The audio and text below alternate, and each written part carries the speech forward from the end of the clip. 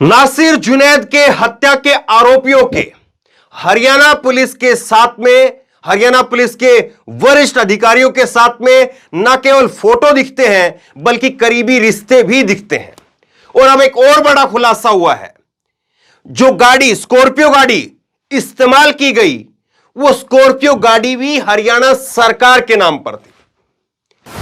क्या कहें इससे आगे, पूरा का पूरा तंत्र, पूरा का पूरा सरकारी सिस्टम, अमला वो ऐसे लोगों की कैसे कठपुतली बना हुआ था या कैसे उनकी जेब में रखा हुआ था, इस बात को जरा आप समझिए।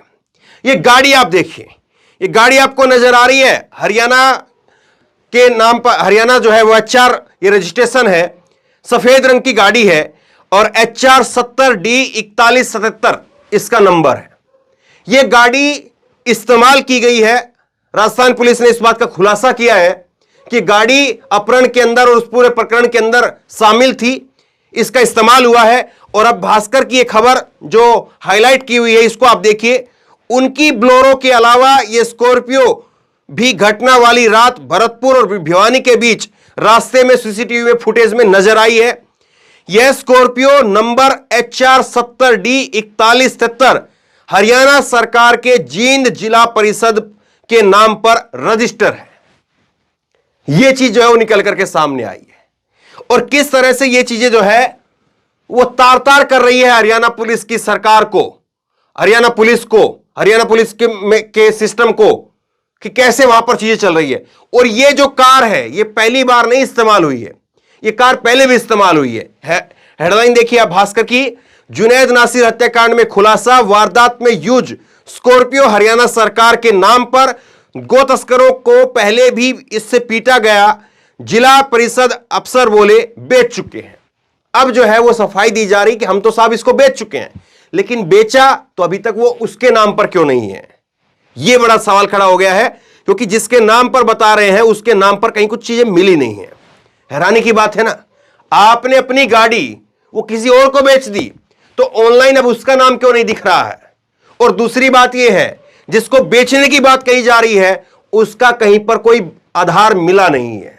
अब अगर यही गाड़ी किसी और के नाम पर मिलती और फिर पता नहीं क्या क्या कह दिया जाता। आपको याद है सिद्दीकी कप्पन के खाते में कुछ 5,000 रुपए के करीब मिले थे और बता दिया था कि देखिए साहब इसका तो कहां से PFI से कनेक्शन है, यहां से कनेक्शन है, वहां से कनेक्शन है, कहां से कनेक्शन जोड़ दिए जाते हैं। लेकिन यहां पर किसी का कनेक्शन कुछ जुड़ेगा क्या? यहां पर किसी हरियाणा सरकार के अंदर किसी अधिकारी की, किसी नेता की, किसी मंत्री की उसका इस्तीफा होगा, उसके ऊपर कार्रवाई होगी? सोचिए जरा इस बात को। ये मुस्लिम युवकों के मर्डर में स्कॉर्पियो अहम सबूत है। हालांकि जींद जिला परिषद ने सफाई दी है कि यह स्कॉर्पियो नीलाम की जा चुकी है, मगर जिसे बेची गई है उसका नाम सरकारी रिकॉर्ड में नहीं है। देख लिया आपने। इसी स्कॉर्पियो का एक पुराना वीडियो भी सामने आया है जिसमें गोरक्षक गो तस्करी के शक में कुछ युवकों को पीट रहे हैं। तो यह स्कॉर्पियो जो है और वो जो लोग हैं वो एक ही है और बार बार ये गाड़ी जो है सामने आती है और बार बार इस गाड़ी के द्वारा जो है चीजें होती हैं। 2014 के अंदर जींद जिला परिषद के नाम पर इसका रजिस्ट्रेशन हुआ था। 26 फरवरी 2014 को जींद जिला परिषद के नाम पर इस गाड़ी का रजिस्ट्रेशन था। गाड़ी को ऑनलाइन चेक करने पर भी इसका रजिस्ट्रेशन अभी भी जींद जिला परिषद के नाम पर ही है। आपने अपनी गाड़ी बेच दी तो क्यों नहीं दूसरे के नाम पर गई? आपने चेक नहीं किया क्या? कोई और आम आदमी होता तो उसके घर पर कार्रवाई पहुंच जाती।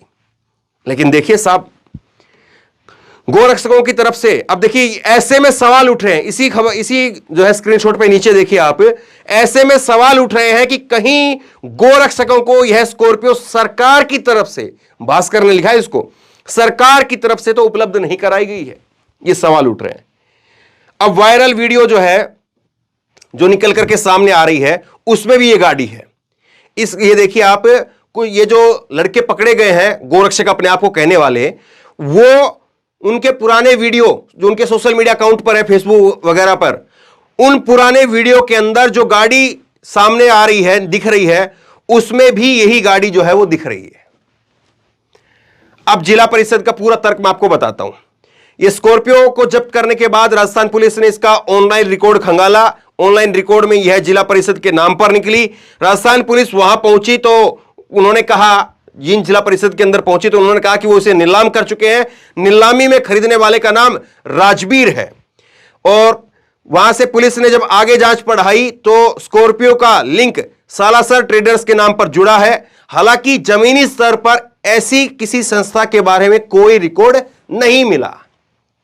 अब देखिए, वैसे तो 2014 की स्कॉर्पियो है और ये नीलाम की है।